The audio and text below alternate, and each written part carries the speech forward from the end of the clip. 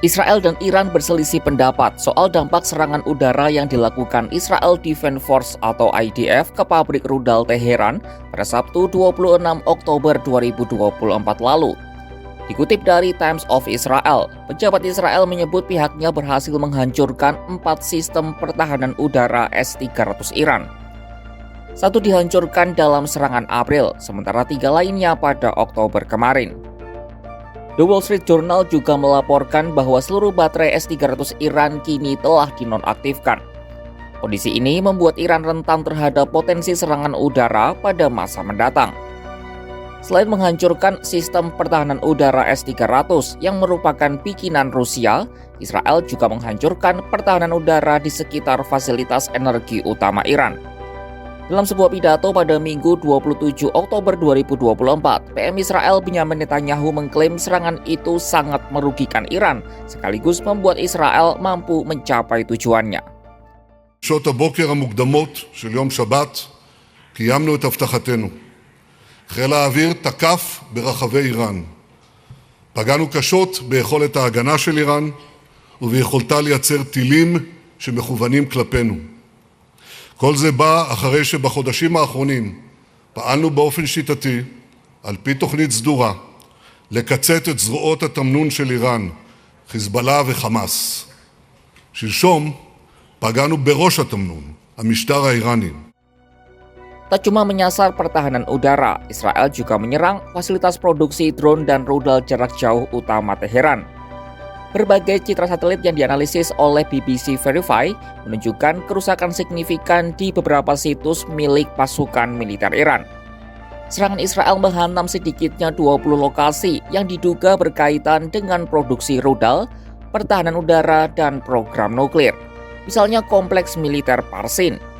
Dari citra satelit menunjukkan 4 bangunan di Parsin yang berjarak sekitar 30 km dari Teheran mengalami kerusakan parah.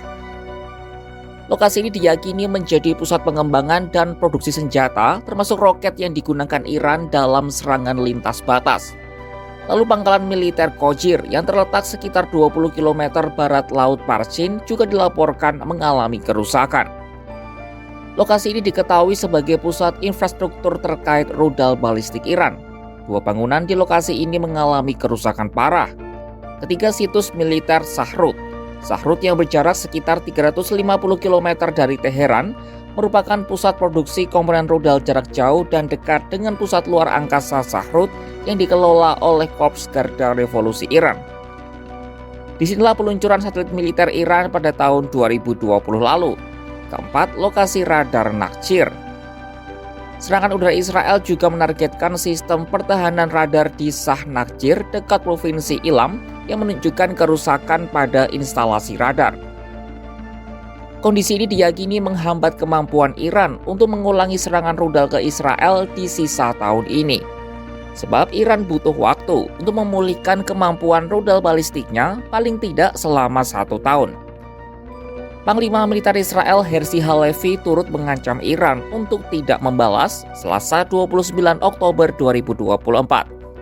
Jika Iran masih membalas, pihaknya mengklaim akan mengeluarkan senjata rahasia yang tidak digunakan dalam serangan pada 26 Oktober 2024 lalu. אם איראן תעשה את הטעות ותשגר עוד פעם מטח טילים לישראל, אנחנו נדע עוד פעם להגיע לאיראן, להגיע אפילו עם יכולות שלא השתמשנו בהן בפעם הזו, ולפגוע מאוד מאוד קשה גם ביכולות וגם במקומות שהפעם עוד השארנו בצד. Lantas, bagaimana komentar dari sisi Iran?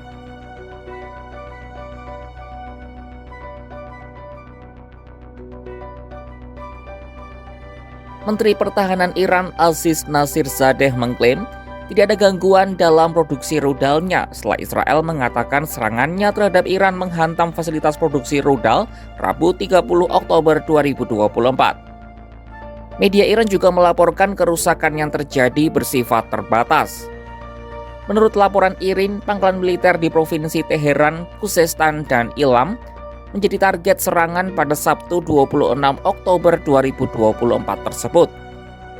Dalam laporan yang disampaikan pula, sistem pertahanan udara milik Iran cukup ampuh untuk menangkis rudal-rudal Israel.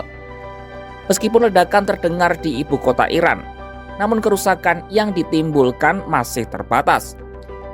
Sejumlah pejabat Iran juga tak menggubris peringatan Israel dan menyatakan akan membalas serangan tersebut. Hal ini misalnya disampaikan oleh anggota parlemen Iran Ahmad Rastineh pada Selasa 29 Oktober 2024. Iran's response will definitely strengthen the resistance groups and will punish the aggressor. It will come in a way that Israel will receive a strong response from Iran for violating its sovereignty. Tetapi Menteri Luar Negeri Iran Abbas Araghchi memastikan tak akan tergesa-gesa dalam melakukan respon.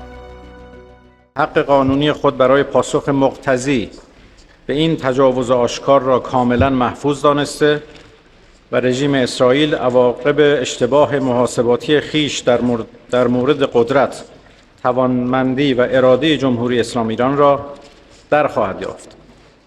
البته در انجام این مهم جمهوری اسلامی ایران نه تعلل خواهد داشت و نه شتاب زده عمل خواهد کرد.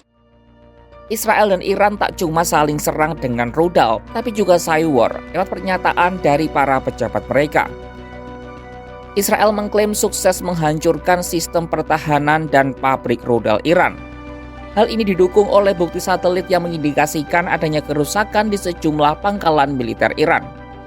Sementara para pejabat Iran kompak menyebut hanya terjadi kerusakan terbatas, akan menyatakan siap membalas lagi serangan udara tersebut. Aroma Iran untuk membalas masih tercium, akan tetapi Teheran masih mendiskusikan hal tersebut. Melihat cyber yang ada, akankah kedua negara bisa meredam ego masing-masing? Saksikan perkembangannya hanya di kanal YouTube Kompas.com.